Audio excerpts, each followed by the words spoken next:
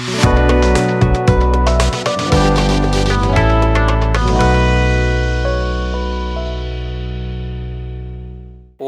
அகஜானன பத்மார்க்கம் கஜானன மகர்நிஷம் அநேகதந்தம் பக்தானாம் ஏகதந்தம் உபாஸ்மஹே. VA business நேயர்கள் அனைவருக்கும் சிவராம சாஸ்திரிகளின் நமஸ்காரங்கள் மற்றும் தமிழ் புத்தாண்டு நல்வாழ்த்துக்கள். நம்ம இந்த தமிழ் புத்தாண்டான விஸ்வாவசு வருஷத்தினுடைய 12 ராசிகளினுடைய பலன்கள் எப்படி இருக்க போகிறது, நம்மளுடைய இந்த வருஷம் எப்படி நமக்கு அமைய போகிறது அப்படிங்கிறத இப்போ தெரிஞ்சுக்க போகிறோம். கன்னியாராசி அன்பர்களுடைய விஸ்வாவசு வருட பலனை பார்க்கவிருக்கிறோம். இந்த கன்னியாராசி அன்பர்கள் அனைவருக்கும் இந்த வருஷம் குடும்பத்தில் ஒரு நல்ல ஒற்றுமையான நிலை ஏற்படும். குடும்பத்தில் நிறைய பிரச்சனைகள் இருந்திருக்கலாம், பிரிவுகள் இருந்திருக்கலாம். அந்த பிரிவுகள்லாம் சரியாகி குடும்பம் ஒரு ஒற்றுமையான நிலையை அடையும். அடுத்தது பார்த்திங்கன்னா, வாகனங்கள்லாம் வாங்கக்கூடிய ஒரு யோகமானது உங்களுக்கு இருக்குது. பழைய வாகனங்களை விற்றுட்டு புதிய வாகனங்கள் வாங்கலாம். இல்லை வாகனங்களில் இருக்கக்கூடிய கோளாறெல்லாம் சரி செஞ்சு அதை புதுப்பித்து அதை திருப்பி ஓட்டக்கூடியது, அல்லது வாகன சம்பந்தமான வேலையை செய்பவர்கள். நான் இப்போ நான் டிரைவர் தொழில் பண்ணிட்டுருக்கேன் அல்லது பார்த்திங்கன்னா 4 வாகனங்களை வைத்து அதை ட்ராவல்ஸ் மாதிரி பண்ணிட்டுருக்கேன். இது மாதிரியான தொழில் செய்பவர்களுக்கு இந்த வருடம் ஒரு சிறந்த வருடமாக இருக்கிறது. அதே மாதிரி அம்மா வழியிலேருந்து ஏதாவது ப்ராப்பர்ட்டி இருக்குது அப்படின்னா, பருவத்தில் அவங்களுக்கு சீதனமாக வந்தது, அது எங்கள் அம்மாவோடது, அதில் எனக்கு பங்கு உண்டு ஆனால் அது வராமல் எத்தனை நாளாக தடைப்பட்டு இருக்குது அப்படின்னா அந்த பங்கு உங்களுக்கு அடைய நிறையா வாய்ப்பு இருக்குது. அதே மாதிரி அவர்களுடைய உடல்நிலை சரியில்லாமல் இருந்தது அப்படின்னா அந்த உடல்நிலையில் நல்ல முன்னேற்றமானது அடைய நிறைய வாய்ப்பு இருக்குது. அதே மாதிரி உங்களுக்கு பணம் ஓரளவுக்கு வேண்டிய அளவுக்கு பணம் கையில் இருப்பு இருந்து கொண்டே இருக்கும். பணம் எங்கேருந்தாவது ஒரு பணம் கிடைச்சி கொண்டே இருக்கும். இது மாதிரி சுப பலன்கள் இருந்தாலும் இந்த வருடம் நிறைய கெடு பலன்களே உங்களுக்கு அமைகிறது. என்ன விதமான கஷ்டத்தை கொடுக்கக்கூடிய பலன்கள் அப்படின்னு நீங்கள் பார்த்தீங்க அப்படின்னா, முதல்ல ஒரு பெரிய பதவியில் இருக்கீங்க அப்படின்னா அந்த பதவியை இழக்கக்கூடிய ஒரு நிலை இந்த வருஷம் இருக்குது. நமக்கு நல்ல போஸ்டிங் கொடுத்துருக்காங்க, பெரிய போஸ்டிங். இல்லை நம்மளுடைய இத்தனை வருஷ உழைப்பை பார்த்து, இல்லை நம்மளுடைய வேலையை பார்த்து, இல்லாட்டி நம்ம கௌரவத்தை பார்த்து அந்த போஸ்டிங்கை நமக்கு கொடுத்துருக்காங்க. அது என்னாகும், அந்த கௌரவத்தை கெடுக்கக்கூடிய அளவுக்கு ஏதாவது நிகழ்வுகள் நடந்து அந்த போஸ்டிங்லேருந்து நம்ம கீழே இறங்கக்கூடிய நிலை உங்களுக்கு இருக்குது. அதே மாதிரி இருக்கிற வேலையிலேருந்து நம்ம போகக்கூடிய நிலைமை இருக்குது. வேலையில்லா தன்மை அப்படின்னு இந்த வருஷம் உண்டு. ஒன்று இருக்கிற வேலையிலேருந்து ஒரு 10 நாளாவது ஆற்றுக்கு வந்துட்டேன், 10 நாள் வீட்டில் இருக்கேன், அதுக்கப்புறம் புதிய வேலை தேடி தான் எனக்கு வேலை கிடச்சிருக்கு அப்படிங்கக்கூடிய ஒரு நிலையும் இந்த வருடம் இருக்க அதிக வாய்ப்பு உள்ளது. அதே மாதிரி சம்பள குறைவு இது எப்படி இருக்கும் அப்படின்னா, ஒரு வேலையிலேருந்து அடுத்த வேலைக்கு போகிறேன், இப்போ இருக்கிற வேலை போய் புது வேலைக்கு போகிறேன். இந்த புது வேலை எப்படின்னா, நான் 1 லட்ச ரூபா சம்பளம் வாங்கிட்டு இருக்கேன், இந்த புது வேலைக்கு எப்படி கூப்பிட்றான், என்ன 80,000 ரூபாய்க்கு தான் கூப்பிட்றான், 75,000 ரூபாய்க்கு தான் என்னை கூப்பிட்றான். அந்த மாதிரி ஒரு நிலைமைக்கு நான் போக வேண்டிய ஒரு சூழ்நிலை எனக்கு ஏற்பட்டுவிடும். அதே மாதிரி இந்த ராசியில் இருக்கிறவர்களுக்கு அந்த சூழ்நிலையானது இருக்குது. அதே மாதிரி இருக்கிற வேலையில் அவமானங்கள், தேவையில்லாத பிரச்சனைகள் நம்மள்கிட்ட வர்றது, அதனால் செய்ய வேண்டிய காலத்தில் செய்யக்கூடிய விஷயங்களை செய்ய முடியாமல் போகிறது, இதனால் நமக்கு அவமானங்கள் நிறைய ஏற்பட வாய்ப்பு இருக்குது.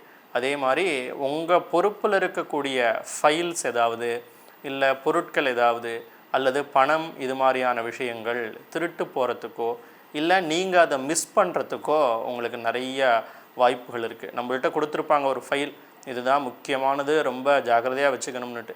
நம்ம என்ன பண்ணுவோம், அதை கொண்டு போய் ரொம்ப ஜாக்கிரதையாக எங்கேயானு வச்சுருவோம், எங்கே வச்சோங்கிறத மறந்து போயிடுவோம். இல்லை ஏதாவது வண்டிகளில் போகும்போது அது கீழே விழுந்துடலாம், தவறுதலாக எங்கேயாவது வச்சிடலாம். இது மாதிரியான நிலைமைகள் ஏற்பட்டு அதனாலேயும் உங்களுக்கு இடைஞ்சல் வர வாய்ப்பு இருக்குது. எங்கே போனாலும் ஒரு சண்டை, நம்ம எதை சொன்னாலும் அது தவறாக அடுத்தவர்கள் புரிந்து கொள்ளக்கூடிய நிலை இந்த வருடம் நிறைய இருக்குது. அதனால் எங்கே போய் யார்கிட்ட தொழில் செய்யக்கூடிய இடமா இருந்தாலும் சரி, வேலை செய்யக்கூடிய நிறுவனங்கள் இந்த இடங்கள்லையும் சரி, ரொம்ப ஜாக்கிரதையாகவும் பொறுமையாகவும் பேச வேண்டிய இந்த வருடம் நிலை அப்படி இருக்கிறது. இந்த வருடம் அப்படி இருக்குது. இதில் எதெல்லாம் ரொம்ப பிரச்சனை கொடுக்கும், எந்த மாதிரியான தொழிலில் இருப்பவர்களுக்கு இடைஞ்சல் கொடுக்கும் அப்படின்னு பார்த்திங்கன்னா, முக்கியமாக எழுத்தாளர்கள், நிறைய புஸ்தகங்களை எழுதுபவர்கள், அப்புறம் புஸ்தக வெளியீட்டாளர்கள், நாவல் ஆசிரியர்கள், இவர்கள்லாம் இருக்காங்க இல்லையா, இவங்களுக்கெல்லாம் நிறைய இடைஞ்சல் வரும்.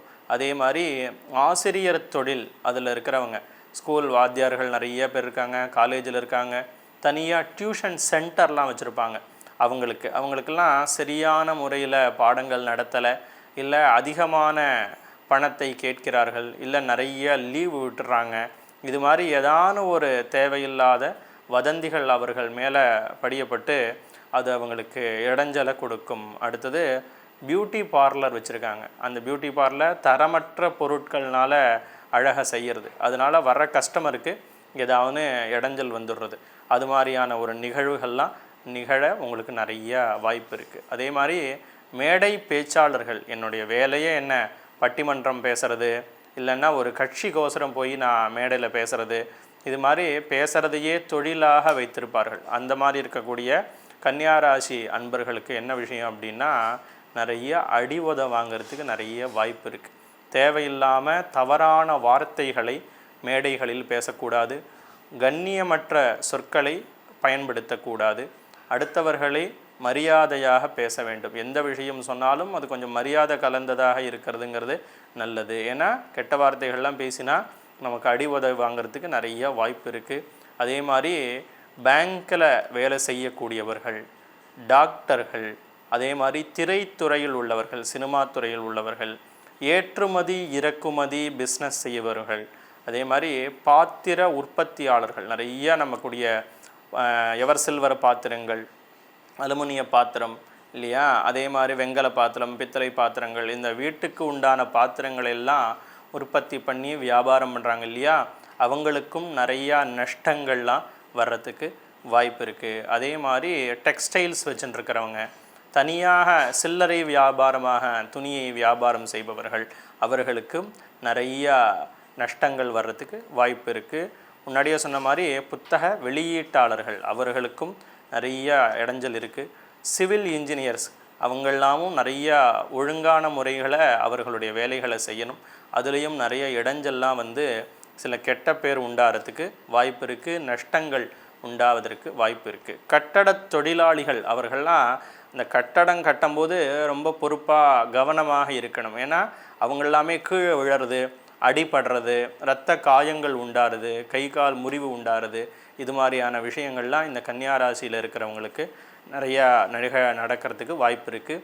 அது மட்டும் இல்லாமல் பொறுப்பு, இந்த விஏஓ, ஆர்டிஓ, அதே மாதிரி அரசாங்க பொறுப்பில், முக்கியமான பொறுப்பில் இருக்கக்கூடிய பெரிய மனிதர்கள் இருக்காங்க இல்லையா, இவங்களாமும் ஏதான ஒரு லஞ்சம் வாங்கிட்டாங்க, இல்லை தவறான கையெழுத்து போட்டுட்டாங்க என்ன, இல்லை இது மாதிரி ஏதாவது ஒரு கெட்ட பேர் அவங்களுக்கு அவங்கள அரெஸ்ட் பண்ணுறதோ, இல்லை அவங்களுக்கு பதவி போகிறதோ என்ன, இது மாதிரியான ஒரு விஷயங்கள்லாம் அவங்களுக்கு நிறைய நடக்கிறதுக்கு வாய்ப்பு இருக்குது. பொதுவாகவே அரசு வேலையில் இருக்கக்கூடிய இந்த கன்னியாராசி அன்பர்கள் எல்லாருமே இந்த வருடம் ரொம்ப ஜாக்கிரதையாக இருக்கணும். அது மட்டும் இல்லாமல் உங்களுக்கு வியாதிகள்லாம் கொஞ்சம் ஜாஸ்தியாகிறதுக்கும் இந்த வருஷம் நிறைய வாய்ப்புகள் இருக்குது. எதிரிகள்னால தொல்லையும் அதிகமாக ஆகும். அதே மாதிரி பெண்களாலேயும் உங்களுக்கு இடைஞ்சல் தான் உண்டாகும். மனைவியோட இடத்துல நீங்கள் ரொம்ப ஜாக்கிரதையாக இருக்கணும். மனைவியாக இருக்கட்டும், அம்மாவாக இருக்கட்டும், தங்கையாக இருக்கட்டும், அக்காவாக இருக்கட்டும், பெண்கள் உங்கள் பக்கத்தில் இருக்காங்கன்னாவே அவங்கள்ட்ட நீங்கள் ரொம்ப ஜாக்கிரதையாக இருக்கிறது நல்லது. தேவையற்ற வார்த்தைகளை பேசாமல் இருப்பது உங்களுக்கு நல்லது. என்ன இது மாதிரி உங்களுக்கு இந்த வருடம் பார்த்திங்கன்னா ஒரு 30% நல்ல பலன்களையும் பாக்கி 70% கெடு பலன்களையுமே கொடுக்கக்கூடிய வருடமாக இந்த வருடம் இருக்கிறது. அதனால் இந்த விஷயங்கள்லாம் நாளைக்கு நடந்துடும் அப்படின்னு அவசியம் இல்லை. இதெல்லாம் நடக்க வாய்ப்பு இருக்குது அப்படின்னு இந்த கிரகங்கள் நமக்கு சூட்சமாக சொல்கிறது. நம்ம என்ன பண்ணணும், இதெல்லாம் நடக்காமல் இருக்கணும்னா அந்த விஷயங்களையெல்லாம், எந்த விஷயங்கள்லாம் கவனமாக இருக்கணும்னு சொன்னோமோ அந்த விஷயங்களெல்லாம் பண்ணாமல் இருப்பது நல்லது. புதிய முதலீடுகளையும் எதையும் தொடங்காமல் இருப்பது நல்லது. இப்படி நம்ம கவனமாக நடந்துட்டோன்னா இந்த விஷயங்கள்லேருந்து தாண்டி இந்த வருஷமானது சிறப்பானதாக அமையும். உங்களுடைய தனிப்பட்ட ஜாதகத்தை பார்ப்பதற்கு நேரடியாகவும் அப்பாயின்மெண்ட் வாங்கி கொண்டு வரலாம், அல்லது கீழே கொடுக்கப்பட்டுள்ள வாட்ஸ்அப் எண்ணில் தொடர்பு கொள்ளலாம். அதற்கு தனியாக கட்டணம் உண்டு. நன்றி, வணக்கம்.